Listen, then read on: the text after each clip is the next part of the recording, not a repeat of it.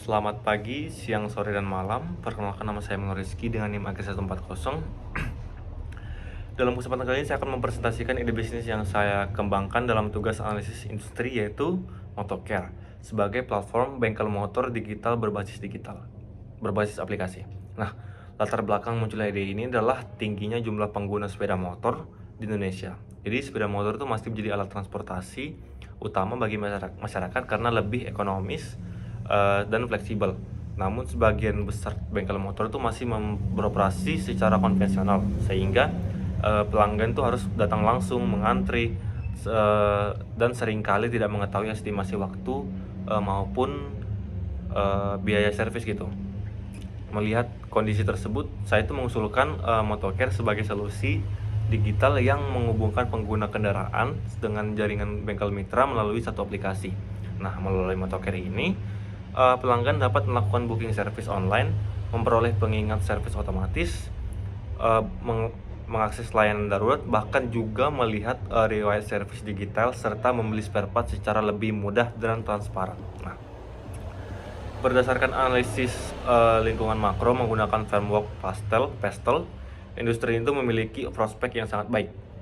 Pemerintah itu terus mendorong transformasi digital dan digitalisasi UMKM gitu.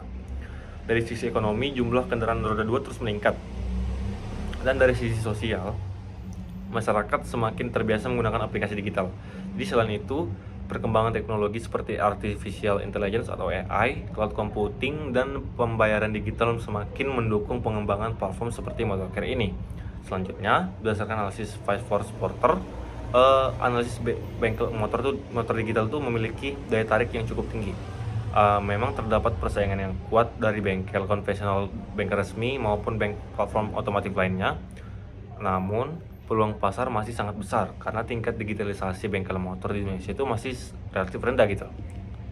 Nah, dari sisi pasar itu, hasil analisis menunjukkan bahwa Motocare itu memiliki total addressable market atau TAM-nya itu sebesar 39 triliun per tahun. Sementara serviceable addressable marketnya itu atau SAM-nya itu mencapai 7,35 triliun rupiah per tahun. Sedangkan target serviceable obtainable market atau SOM-nya itu pada tahun kelima itu diperkirakan mencapai sekitar 110,25 miliar rupiah gitu. Nah, untuk menghadapi kompetitor seperti Montir ID, Bengkel Bos, Planet Ban maupun bengkel resmi Motocare diposisikan sebagai one stop digital automotive platform. Keunggulan utama Motocare itu adalah menyediakan multi bengkel dalam satu aplikasi, booking service online, emergency roadside assistant, AI maintenance reminder, marketplace spare part, dan riwayat servis digital itu. Jadi pada bisnis model Canvas, sumber pendapatan Motocare itu berasal dari komisi transaksi servis, penjualan spare part, biaya berlangganan, bengkel premium, serta pendapatan iklan. Nah, sementara hasil analisis Frio menunjukkan bahwa jaringan bengkel mitra, database pelanggan, dan integrasi layanan digital berpotensi menjadi sumber keunggulan kompetitif yang berkelanjutan gitu. Jadi dari sisi keuangan tuh Motocare itu membutuhkan investasi awal sekitar 1,5 miliar rupiah. Pada skenario moderat, pendapatan diproyeksikan meningkat dari 2,5 miliar rupiah pada tahun 2026 menjadi 55 miliar rupiah pada tahun 2030 gitu. Jadi laba bersih pada tahun kelima diperkirakan mencapai 8,25 miliar gitu. Nah, dari hasil analisis investigasi juga menunjukkan bahwa bisnis ini tuh layak dijalankan. Payback periodnya atau pendapatan kembali itu diperkirakan sekitar 2 tahun 1 bulan gitu. Jadi net present value-nya atau NPV-nya itu sebesar 10,12 miliar rupiah.